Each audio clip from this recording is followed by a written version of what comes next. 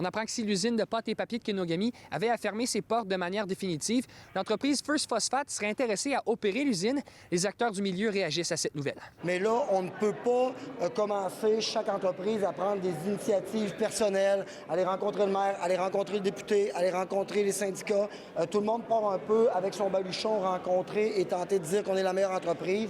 Je ne dis pas que First Phosphate, c'est pas intéressant, mais je pense qu'il faut mettre une structure en place. Une de mes premières actions, ça va être de rencontrer le ministre Éric Girard et particulièrement le maire Luc Boivin, parce que vous avez vu ce matin, mais il y a d'autres entreprises aussi. Et si tout le monde commence à faire une sortie ou à mentionner que c'est l'entreprise, eh bien là, on va se perdre un peu. Alors le mot d'ordre, c'est mettre une structure en place.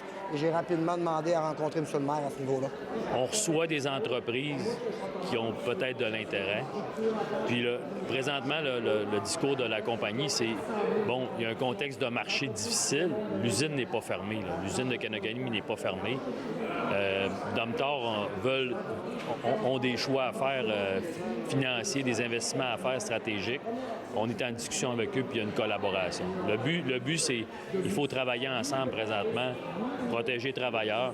Alors, il y a un équilibre à aller chercher dans tout ça. Si on n'arrête pas de dire que Domtar va fermer rapidement, eh bien, c'est sûr que ça n'aide pas à remplir le carnet de commandes. Mercredi, une rencontre s'est tenue entre les représentants syndicaux de l'usine ainsi que les représentants de Domtar et Mario Simard du Bloc québécois. Dans cette rencontre, il s'est discuté plusieurs possibilités entourant l'usine de pâte et papier de Kenogami. Oui, bien, eux, c'est un projet de phosphate.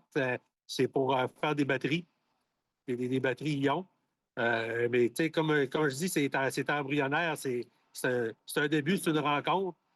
Ça va sûrement amener à d'autres choses, mais ça ne veut pas dire que c'est ça qu'on va faire non plus, parce qu'il y a beaucoup d'étapes à franchir avant de dire qu'on lâche le papier et on fait d'autres choses. Vous savez, les batteries, ça n'a pas tout été des succès ce qui s'est passé au Québec dans les dernières années.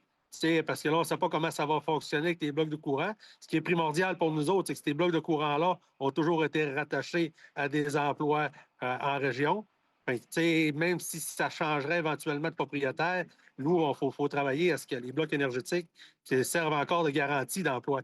Questionné sur le dossier, le maire Luc Boivin a voulu rappeler l'importance des blocs énergétiques et de l'entente que la ville de Saguenay a avec l'entreprise Domtar à Kenogami. À Saguenay, Étienne Ouellette pour Nouveau Info.